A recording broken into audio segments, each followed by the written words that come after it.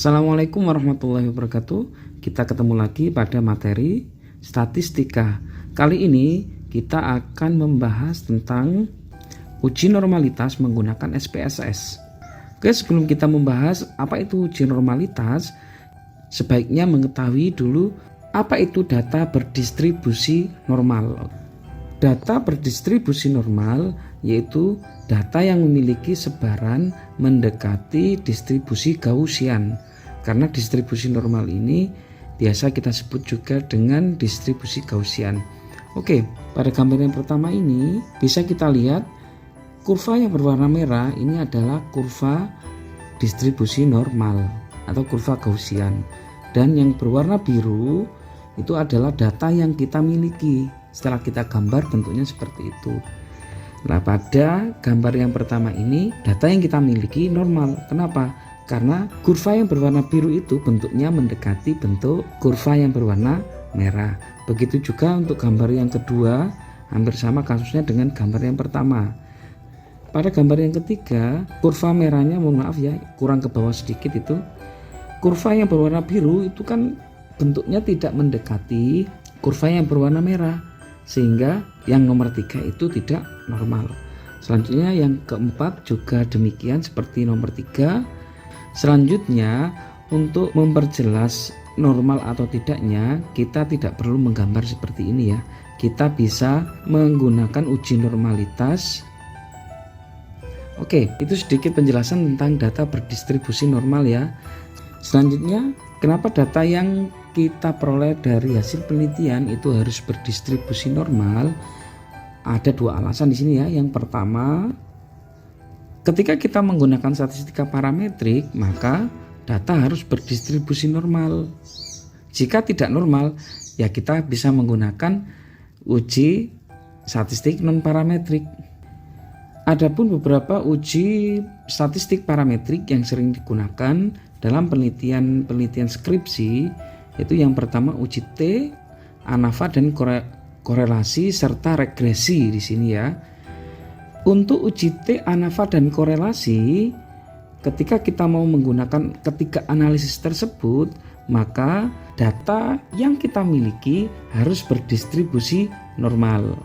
Selanjutnya, ketika kita menggunakan analisis regresi, yang harus berdistribusi normal itu bukan datanya, tapi residual yang dihasilkan oleh model regresi yang kita hitung. Oke, residual itu sama saja dengan error gitu ya. Oke, teman-teman sudah tahu nanti untuk regresi residual, untuk uji T, ANAVA, korelasi itu datanya yang harus berdistribusi normal. Sekarang alasan yang kedua kenapa data harus normal, yaitu agar generalisasi, konklusi atau kesimpulan dari data sampel yang kita analisis menggunakan statistika parametrik itu lebih akurat dalam menggambarkan kondisi populasi. Oke ya teman-teman ya, itu dua alasan kenapa kita harus melakukan uji normalitas. Oke, sebelum kita lanjutkan, nanti teman-teman di sini ini saya tuliskan 15125 itu referensi yang saya gunakan sesuai nomor referensinya ya. Nanti teman-teman bisa melihat di akhir video referensinya. Oke, kita lanjutkan. Rumus uji normalitas itu kan banyak sekali ya teman-teman ya. Sehingga mana yang kita gunakan dalam uji normalitas data yang kita miliki. Oke, berdasarkan banyak sampel yang kita gunakan, maka rumus uji normalitas itu ada Jarque-Bera, Squinius-Kurtosis sampai Kolmogorov-Smirnov. Rumus-rumus ini saya ambil dari referensi 4 itu ya. Oke, untuk keterangan di sini ada V, VT dan VT bintang. V itu diperbolehkan. Kalau VT itu dianjurkan untuk menggunakan. Kalau VT bintang itu sangat dianjurkan untuk menggunakan rumus uji normalitas yang kita gunakan. Oke, karena kita menggunakan software SPSS, maka yang kita pelajari nanti hanya rumus-rumus yang ada di SPSS, walaupun pada tabel ditunjukkan rumus yang paling menguntungkan untuk bisa kita gunakan adalah Jarque-Bera ya. Karena di situ dianjurkan dan sangat dianjurkan. tidak ada V-nya sama sekali, dan di semua sampel bisa digunakan. Sayangnya di SPSS tidak ada. Oke, langsung saja sekarang untuk rumus yang di SPSS itu ada siapa saja, yaitu Sapirowicz, Lilliefors, dan Kolmogorov-Smirnov. Oke ya, saya menjelaskan Lilliefors dulu. Lilliefors ini sebenarnya metode Kolmogorov-Smirnov yang direvisi oleh si Lilliefors. Oke, sekarang Sapirowicz itu bisa kita gunakan untuk data antara 7 sampai 2000, dan sangat dianjurkan ketika kita menggunakan Sapirowicz itu untuk sampel sebanyak 7 sampai 50. Itu sangat dianjurkan.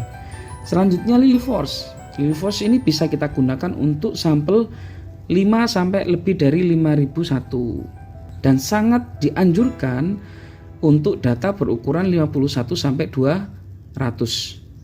Selanjutnya Kolmogorov-Smirnov di sini bisa digunakan untuk data berukuran 5 sampai lebih dari 5001, dan dianjurkan digunakan untuk data berukuran 51 sampai 2000. Yang ketiga rumus ini saya ambil dari referensi itu ya, 2, 3, 4. Oke, sekarang bagaimana cara memilih yang kita gunakan?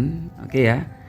Bagaimana cara memilih rumus uji normalitas yang kita gunakan? Misalnya untuk sampel antara 7 sampai 50. Memilih rumus uji normalitas di SPSS. Oke, di sini kita tahu ya tadi pada tabel yang besar tadi bahwa Sapirowicz itu sangat dianjurkan untuk menggunakannya, dan Lilliefors itu boleh digunakan, Kolmogorov-Smirnov boleh digunakan. Oke, kasus yang pertama, ketika kita melakukan uji normalitas pada data kita, ternyata Sapirowicz normal, maka yang kita gunakan Sapirowicz. Lilliefors dan Kolmogorov-Smirnov ini nggak usah kita hitung, nggak apa-apa. Oke, selanjutnya kasus yang kedua. Di sini masih untuk ukuran sampel antara 7 sampai 50 ya. Ketika data kita uji normalitas menggunakan Sapirowicz, hasilnya tidak normal, maka kita gunakan Lilliefors. Dan Lilliefors normal, maka Kolmogorov-Smirnov nggak usah kita hitung. Sehingga yang kita masukkan ke skripsi kita yaitu hasil uji Lilliefors. Oke. Sekarang kita lanjut ke kasus yang ketiga. Misalnya Sapirowicz itu menunjukkan hasil yang tidak normal, Lilliefors menunjukkan hasil yang tidak normal, maka yang kita gunakan yang Kolmogorov-Smirnov, semoga dia normal. Oke ya. Karena kasus seperti ini sangat mungkin terjadi. Ketika menjumpai seperti ini, maka yang kita gunakan yang Kolmogorov-Smirnov. Oke, sekarang kita ke kasus yang keempat. Misalnya kita peroleh Sapirowicz tidak normal, Lilliefors tidak normal, kita lanjutkan ke Kolmogorov-Smirnov juga tidak normal, maka yang harus kita lakukan tidak memilih salah satu dari rumus tersebut. Tetapi kita harus melakukan ini terlebih dahulu. Pertama, kita boleh melakukan transformasi data. Terus kita uji normalitas lagi. Kalau sudah normal maka berhenti. Atau kita menggunakan statistika non parametrik, itu alternatifnya ya. Selanjutnya, dari ketiga tes yang ada pada SPSS ini biasanya yang sering digunakan sebagai patokan untuk melakukan uji normalitas yang paling sering adalah uji Lilliefors. Dan yang menduduki peringkat yang kedua itu Kolmogorov-Smirnov. Sedangkan kita tahu ya bahwa untuk ukuran sampel antara 7 sampai 50 itu yang sangat dianjurkan adalah Sapirowicz. Nah, nanti kembali lagi kalau saya menganjurkan untuk ukuran sampel antara 7 sampai 50 gunakan Sapirowicz, atau 7 sampai 55 misalnya, itu saya akan tetap menggunakan Sapirowicz. Tetapi kalau pembimbing teman-teman nanti mintanya Kolmogorov-Smirnov, ya gunakan Kolmogorov-Smirnov. Kalau memintanya menggunakan Lilliefors, ya gunakan Lilliefors, gitu saja. Nggak usah dipikir pusing. Oke teman-teman, kita langsung coba mempraktekkan di SPSS ya. Oke, langsung saja.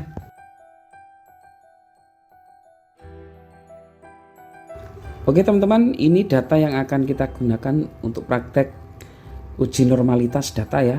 Ini langsung kita copy saja. Selanjutnya kita buka SPSS.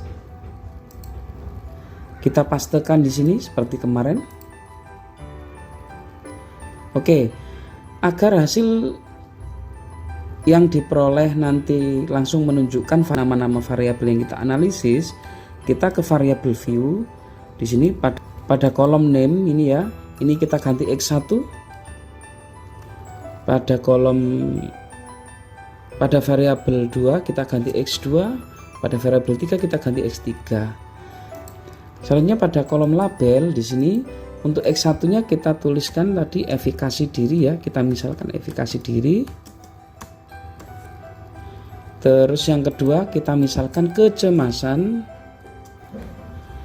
Dan yang ketiga kita misalkan sikap. Oke, sudah ya. Selanjutnya kita akan menguji data kita, menguji kenormalan data kita menggunakan rumus Lilliefors dan Shapiro-Wilk dulu ya. Oke, jadi kita sekali uji dapat dua rumus ini. Kita klik analyze, descriptive statistik, kita pilih explore, kita klik explore kalau sudah. Ketiga variabel ini kita masukkan ke sini. Nah, nanti teman-teman kalau ingin menguji normalitas satu data saja, ya yang dimasukkan satu data saja, jangan tiga-tiganya. Selanjutnya kita klik plot. Setelah plot, kita kasih centang pada normality plots ini ya. Kita centang, selanjutnya klik continue. Terus oke. Oke, sudah selesai uji normalitas menggunakan Lilliefors dan Shapiro-Wilk, dan tabel yang kita gunakan yang ini. Ini kita copy. Kita copy dulu ya. Kita pastekan di sini. Nanti untuk perbandingan. Oke, selanjutnya kita coba yang menggunakan Kolmogorov-Smirnov murni ya. Itu kita klik analyze, kita pilih non parametric test, kita pilih one sample case. Ini kita klik. Kalau sudah, kita masukkan semuanya seperti tadi. Pada test distribution kita centang yang normal, oke ya, kita centang yang normal. Klik OK.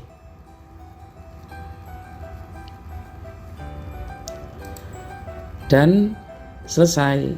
Tabel yang kita gunakan yang ada tulisannya one sample Kolmogorov, one sample Kolmogorov-Smirnov test. Ini kita klik copy, kita paste ke tempat yang tadi. Oke, kita sudah dapat hasil uji normalitas menggunakan ketiga rumus pada SPSS. Sekarang mari kita lihat bagaimana cara membacanya. Oke teman-teman, hasil dari uji normalitas menggunakan ketiga rumus pada SPSS bisa kita tampilkan di sini. Selanjutnya, ketika kita menggunakan Shapiro-Wilk, maka yang kita lihat ini saja. Oke ya, ketika kita menggunakan Lilliefors, maka yang kita lihat ini saja. Walaupun di situ pada tabel tertulis Kolmogorov-Smirnov ya, tapi kan di situ ada pangkatnya A. Itu menunjukkan bahwa rumus Kolmogorov-Smirnov yang sudah dikoreksi oleh Lilliefors. Oke, terus kalau kita mau menggunakan Kolmogorov-Smirnov murni, ini yang ketiga, untuk ukuran sampel di sini 32, berarti sangat dianjurkan kita menggunakan Shapiro-Wilk. Oke ya. Selanjutnya, bagaimana cara menunjukkan data kita itu berdistribusi normal atau tidak? Dari uji SPSS ini dikatakan normal jika nilai signifikannya lebih besar dari 0,05 atau 5%. Oke, kita lihat yang efikasi diri misalnya ya, kita lihat Shapiro-Wilk yang untuk efikasi diri. Kita lihat di situ signifikansi yang kita peroleh 0,202 dan itu lebih besar dari 0,05. Maka efikasi diri bisa kita katakan normal. Kalau kita menggunakan Kolmogorov-Smirnov juga sama ya. Itu signifikansinya juga lebih besar dari 0,05. Begitu juga ketika menggunakan Kolmogorov-Smirnov murni, di situ ditunjukkan 0,713. Begitu seterusnya untuk yang kecemasan dan yang sikap. Sekali lagi saya ingatkan, nanti gunakan salah satu rumus saja ya, walaupun semuanya normal di sini. Kalau saya, maka akan saya masukkan yang Sapirowicz. Tapi kalau pembimbing meminta yang Kolmogorov-Smirnov yang Lilliefors, ya sudah, masukkan aja yang Lilliefors, nggak usah diambil pusing gitu ya. Oke teman-teman.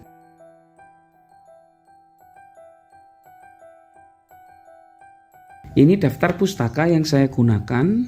Oke teman-teman, demikian materi kita terkait uji normalitas suatu data menggunakan 3 rumus Kolmogorov-Smirnov, Sapirowicz, dan Lilliefors pada SPSS.